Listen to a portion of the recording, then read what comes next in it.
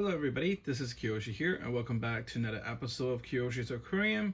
Today I would like to talk about some of the aquarium hobby mistakes that I made over the years so you can avoid it. So without further ado, let's get started. I've made a couple major mistakes and a lot of minor mistakes since day one I started this aquarium hobby. Some are like very major that caused the death of my fish, my shrimps, and basically destroy my entire uh, fish tank. And some of the mistakes are really minor, which is very easy to get overlooked, especially when you get some experience. You kind of overlook at those smaller things. So hopefully, I'm sharing those bad experience that I had with you guys. So hopefully after this video, you guys learn something and also don't do the same mistake that I did. First is tap water. I've already mentioned this before in my previous videos, but I would like to mention it again. I've done it at least 3 times that I remembered, probably more in the past 7-8 years of fish keeping, that I accidentally put tap water straight into my aquariums without any conditioner or tap water conditioners. That is a major no-no, and unless you have whales, you live off a whale or anything that's not treated. If you live from the city or anywhere that has water treatment centers before you get your water, usually the tap water comes with chlorine and chloramine and all the other stuff.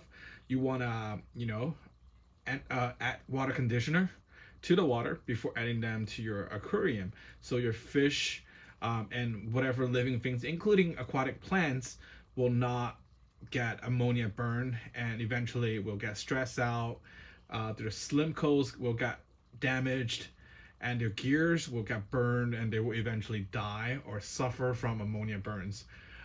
So in my fish keeping days, I have, like I said, at least made 3 mistakes by not adding any water conditioner into my aquarium. The first two of the experience I remember, I was adding the water to the aquarium. Halfway there, I remembered. Therefore, I dose. Immediately I dose the water conditioner. Basically, what you want to do is, if you discover right away, it's not too late. You can basically add the same amount of water conditioner dose for the entire tank. So let's say you have 10 gallons. It doesn't matter how many percent water changes you did for that day. Add that entire 10 gallons worth of water conditioner. If you're having a nano aquarium like 3 gallons, for example, you want to dose for the entire tank that amount, not just for whatever the percentage of water that you're changing. So so that is preventable, and also I guess fixable. But one of the experience that I had, which just happened months ago, is I forgot about adding water conditioner to the tank, and I remembered 30 minutes later. That's 30 minutes after I finished water change and all that. And then I was so panicked. I was so depressed. Not because I made that terrible mistake, but that mistake can cost the lives of everything that's in the tank. I don't want my fish to die because of my stupid mistakes. So that's what makes me so upset of myself. And immediately, as soon as I remember, that's already 30 minutes later, I added extra water conditioner for the full entire tank, and then I overdosed a little bit too, just to make sure. And I have been monitoring my fish's behavior every hour. But luckily, after 3 or 4 hours, my fish are still moving. They're still eating. They're still acting very, very normal. So that's a good sign of they survived. Usually, if your fish is suffering from ammonia burns or chlorine or chloramine, you should see symptoms within the first hour. Your fish will probably gasping for airs, being on the top of the water surface, or probably flipped. Even though they're still alive, they might be flopped. And then usually after an hour, the most sensitive fish are your shrimps, especially shrimps and snails. They probably will die. The last living thing that's in your aquarium may seem okay but will die off later is the aquatic plants. Maybe in a few days you will see some meltdowns and burn offs. That's the major ammonia burn. So I watched it for a day. I mean, first for 1 hour each hour, and then of course a day later I did a 50% water change, just to make sure everything's all right. There has been no casualties. Luckily, all my shrimps, all my invertebrates, all my corridoras, including my betta, all lived. So thank God. But yeah, that was the major mistake that I made that can cause my entire tank to wipe out. So definitely do not forget add water conditioner to your aquarium when you do water changes. You know, the reason I made those mistakes, I was having other things going on at the same time. I was thinking something else. I was not focused on my water changing. That's what's going on. So focus. Water change is not that complicated. It doesn't take you long. Especially if in nano aquarium, it takes me literally less than 5 minutes to do a 20% water change with a bucket, with a siphon, and all that. So for that 5 minute, let's leave everything out. Just focus on the water change so you don't forget the steps, especially the major steps, which is add water conditioner. So that's the first thing, the first major mistakes that I made. But luckily, nothing happened bad. But that does not mean it will not be bad. It's very bad. Next, it's over water change. From my career hobby, from my experience, there has been times you really want to be neat and clean and perfect. So I always use a test kit, almost on a daily basis. Especially when you have a established tank, you don't do water changes every day. Maybe once a week, or once a month, or every other week, depending on your the stocking of your aquarium. If it's a heavy stocked aquarium or lightly stocked aquarium, that all it's factors to your frequency of water changes. Of course, the easiest way is to use a test kit.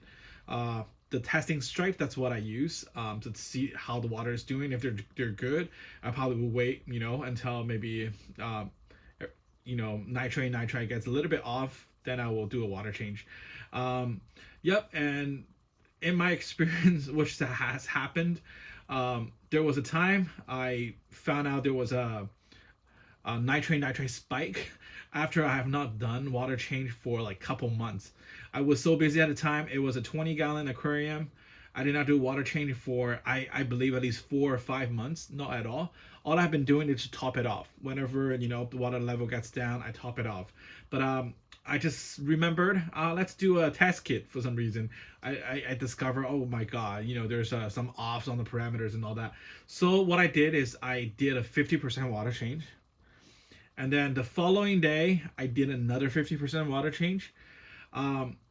Just as I thought everything's getting perfect, I'm doing water cleaning, the water parameters seems much better now.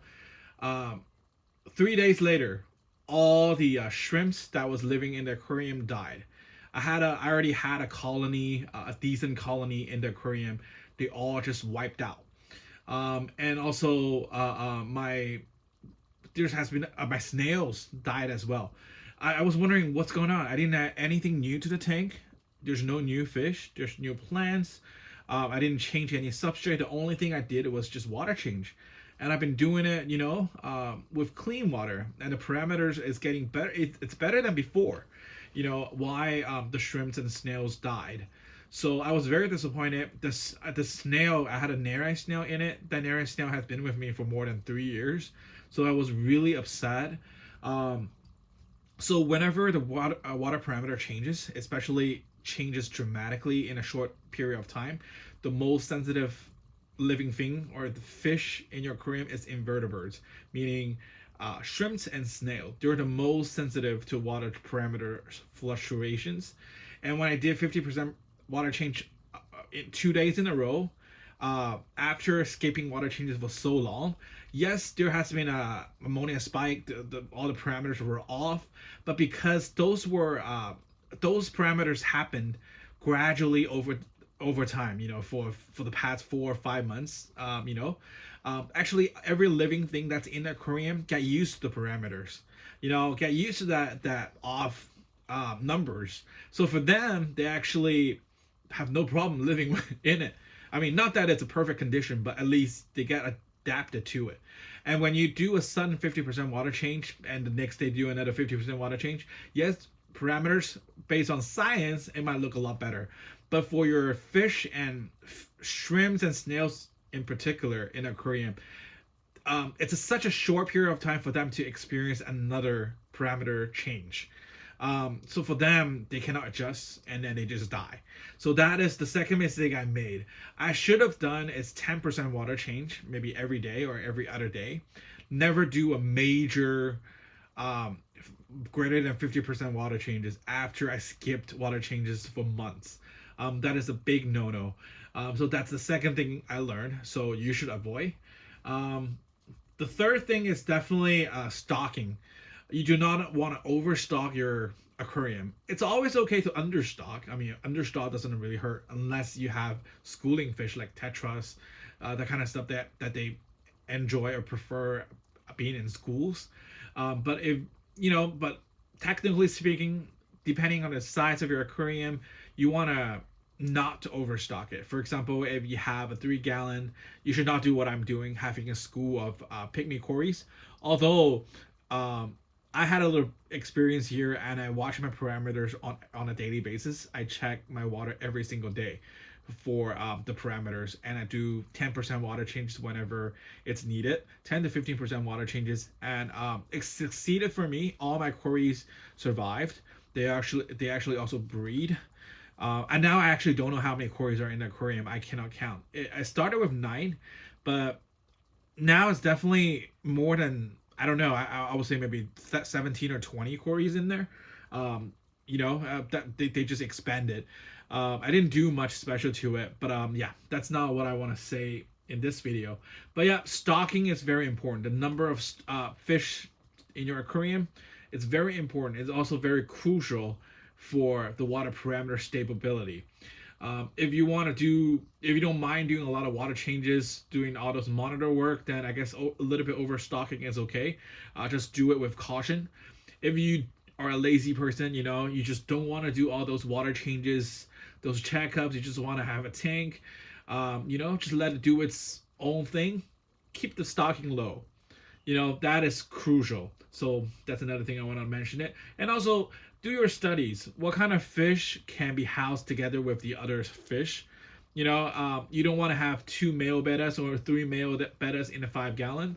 You don't want to have, gouramis with betta fish. You don't want to have something very aggressive and territorial with, very peaceful fish in your aquarium. Tetras, you want to make sure you have at least 6, the more the better. And do accept the fact that tetras sometimes they will chase each other. They will have, they will nip on the tails. They will have ripped fins and stuff like that. The safest and the most peaceful fish that I've ever had are Corydoras.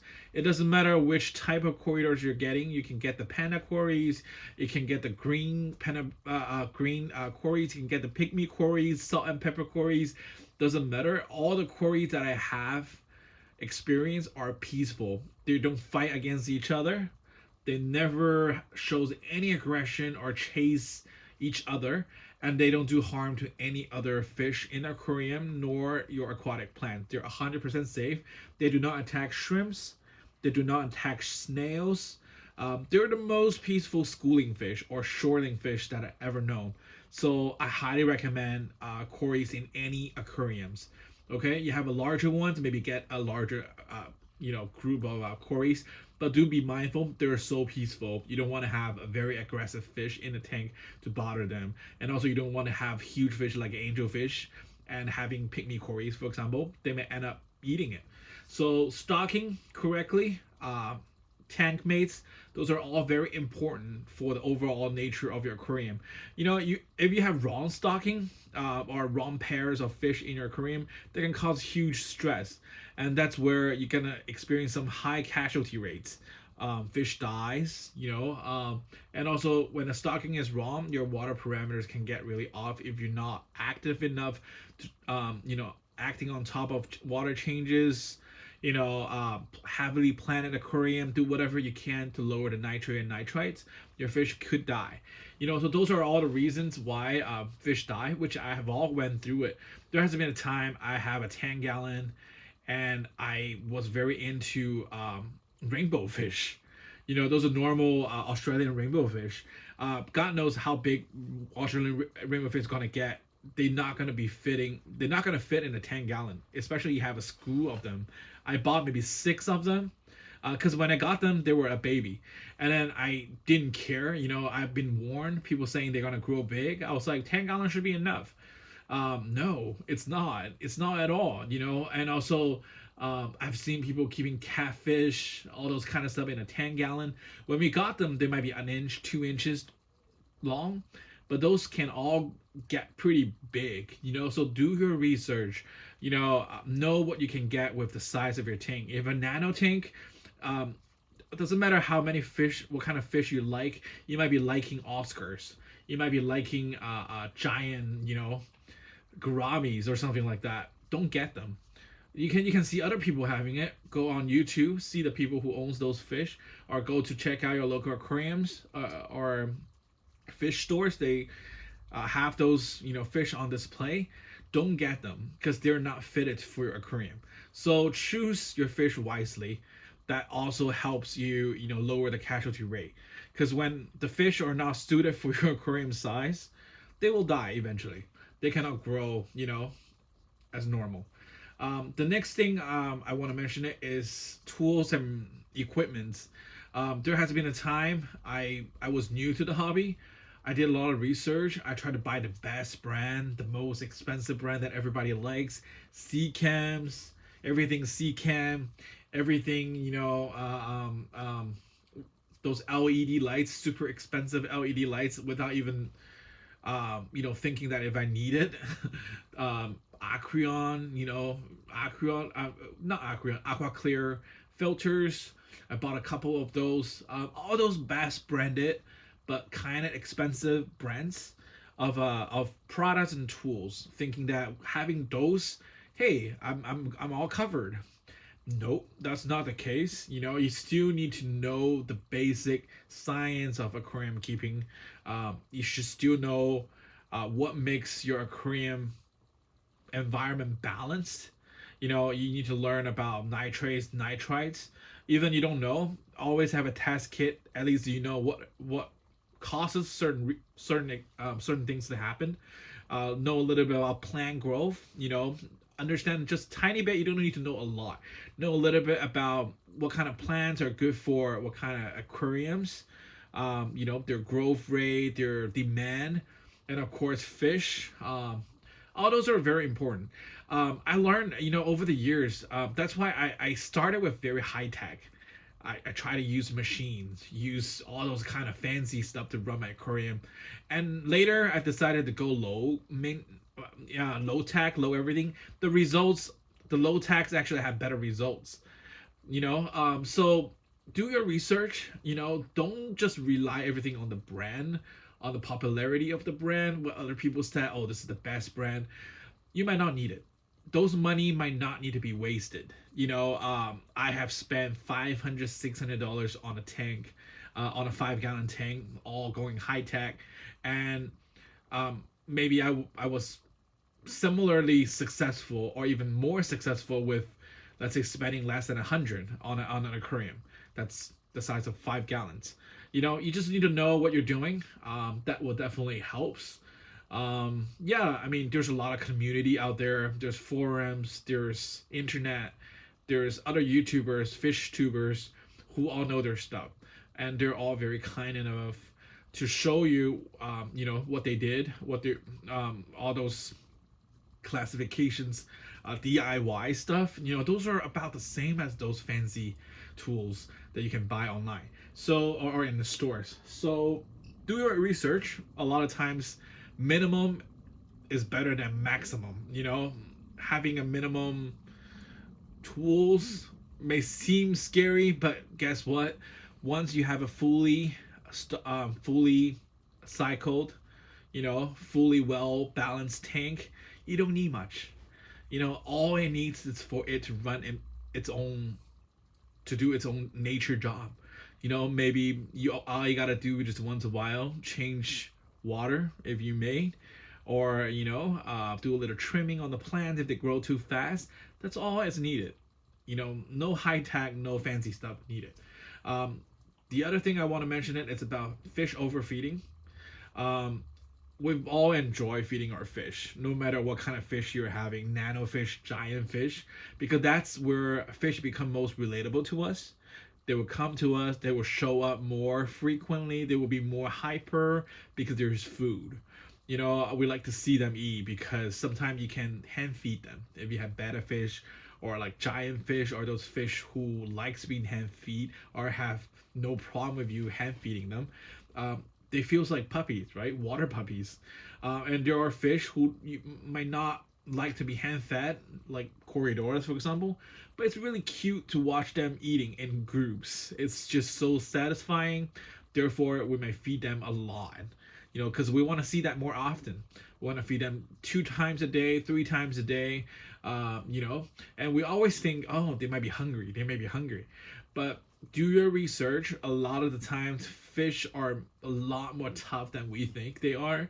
They don't need to eat a lot, and then they can survive with very minimum uh, food sources, especially if you have planet well developed tank. There's going to be a lot of micro living things in the aquarium that you cannot see with your eyes, and there's a lot of stuff growing on the plants, including algae, including all those micro scopic creatures. Those are all considered food sources to your fish when they're hungry, and they can live based on those alone, even without you feeding them for maybe 7 days. Some fish, they can last without food for 14 days, which I don't want to go for that extreme.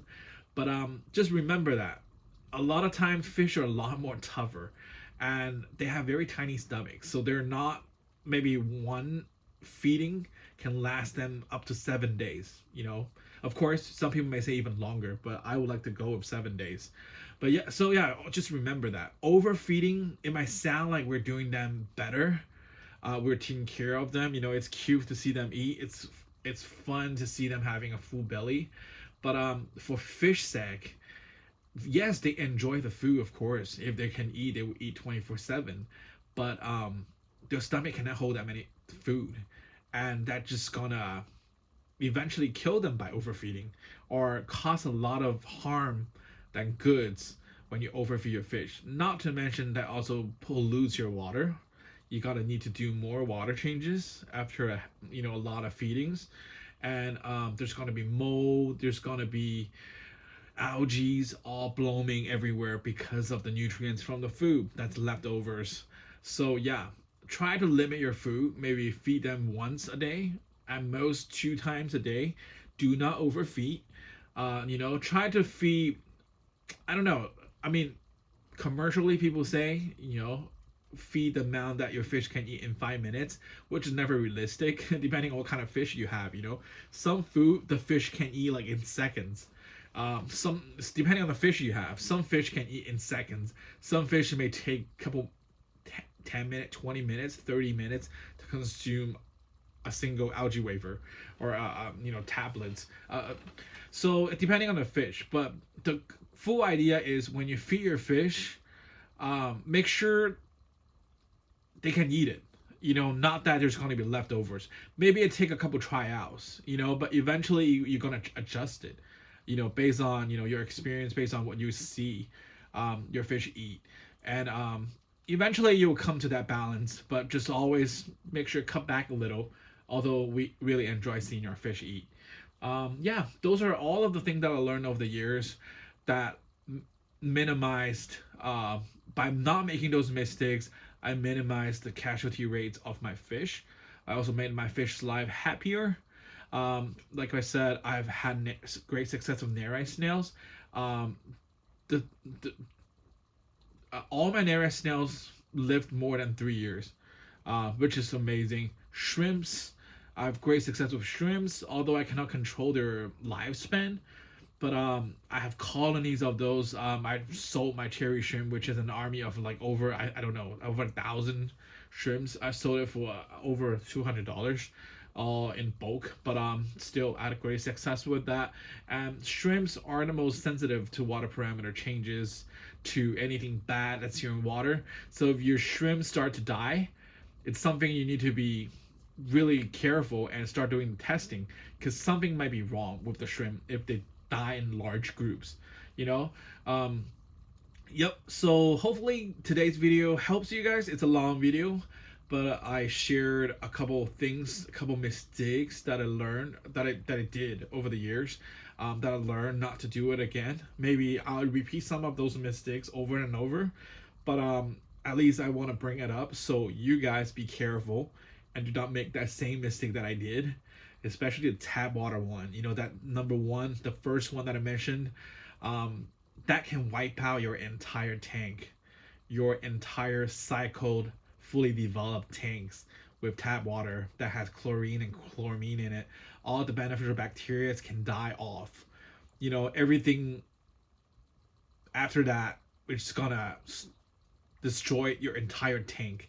And of course, most importantly, which I have never done, never use soap to clean your aquarium. You know, tr- try to minimize your, once your tank is fully developed, meaning fully cycled, everything's running, running great. You know, you already have a tiny ecosystem running in the tank.